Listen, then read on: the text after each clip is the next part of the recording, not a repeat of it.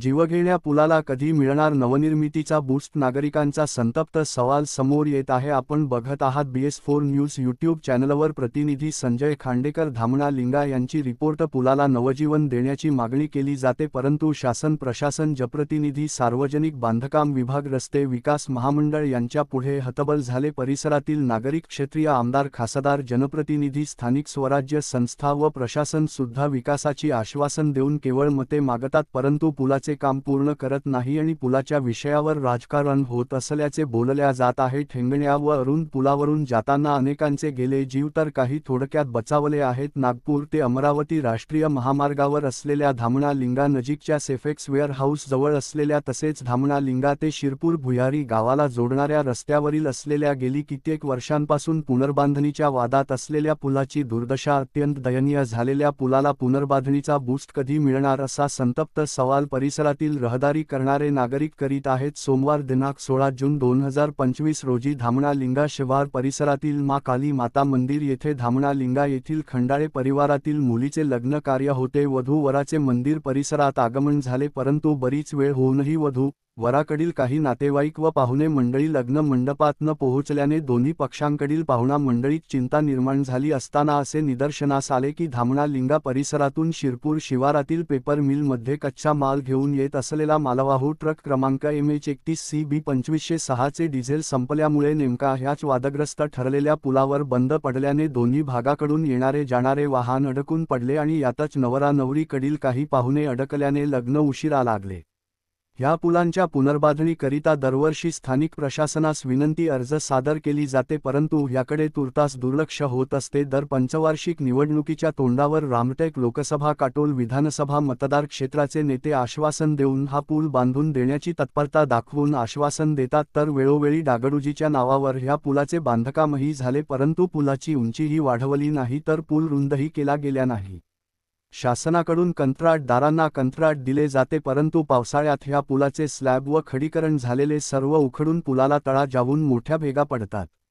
ह्या पुलावरून रोज हजारो लोक येणे जाणे करतात। धामणा लिंगा येथे आठवडी बाजार भरतो आणि गावात जीवनावश्यक सर्व वस्तू मिळतात। माध्यमिक व उच्च माध्यमिक शिक्षणाची सोय असल्याने रोजच विद्यार्थ्यांची आवाजाही असते। येथील अनेक शेतकऱ्यांच्या शेती व औद्योगिक कारखाने शिरपूर भुयारी धामणा परिसरात असल्याने रोजची वर्दळ असते। पुलावर कठडे सुद्धा बसवल्या गेले नसल्याने ह्या पुलावर अनेक अपघात झालेले आहे। ह्या पुलावरून जात असताना पावसाळ्यात शेतकऱ्यांच्या शेळ्या मेंढ्यासह बैल बंड्या वाहून गेल्या। ह्याच पुलावरून जाताना अनेक नागरिक होऊन मरण पावले। मागच्या महिन्यात धामणा लिंगा गावचे रहिवासी असलेले नरेश पारधी शेतकरी हे आपल्या भुयारी शिवारात असलेल्या शेतावरून रात्रीच्या सुमारास परत येत असताना ह्याच पुलावर वाहनावरील ताबा सुटल्याने चारचाकी वाहनांसह पुलाखाली पडले असता जखमी झाले। सुदैवाने पुलात पाणी नसल्याने ते बचावले। दरवर्षी नवरात्रीला मा काली माता मंदिरात नवरात्रोत्सव असते, हजारो भाविक मंदिरात दर्शनासाठी येतात। मंदिर प्रशासनाकडून याच ठेंगण्या व अरुंद पुलावर तात्पुरते लाकडी कठडे बसवतात आणि चमकदार चिंध्या बांधून पुलावर तात्पुरते फलक लावण्यात येतात। नवरात्रोत्सव संपतो परंतु संपत नाही पुलाची समस्या। स्थानिक प्रशासन या पुलाच्या बांधकामासाठी हतबल झाले। शिरपूर भुयारी खैरी गटग्रामपंचायत, धामणा लिंगा ग्रामपंचायत, काली माता मंदिर ट्रस्टतर्फे अनेकदा सार्वजनिक बांधकाम विभाग, रस्ते विकास महामंडळ, क्षेत्राचे आमदार, खासदार, जनप्रतिनिधी यांना वारंवार निवेदने देत पुलाचे बांधकाम करून देण्याची मागणी करतात, परंतु कोणत्याही प्रकारची खबरदारी न घेता शासनाकडून या पुलाला नवजीवन पुनर्जीवन मिळत नसल्याची खंत परिसरातील सर्व नागरिक, शाळकरी, विद्यार्थी, शेतकरी, शेतमजूर व नोकरदार वर्ग करीत आहेत। पुढे काय? हा पूलही राम भरोसेच का असाही प्रश्न उपस्थित केला जात आहे। नागपूर ते अमरावती राष्ट्रीय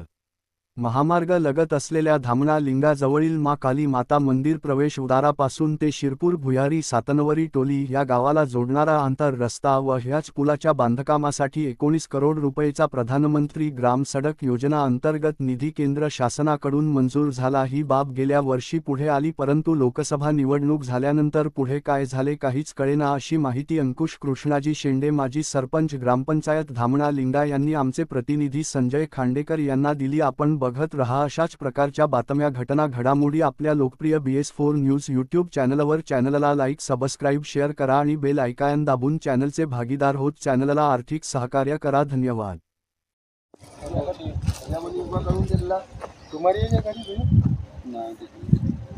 हे साहेब डिझेल खतम झाला समजून चालू एक साईड लावून द्यायला पाहिजे. फक्त बाईक जाऊ लाव एक नंबरला हे डिझेल लागते गाडी हटाव म्हणा पटाकते हे आले दादा.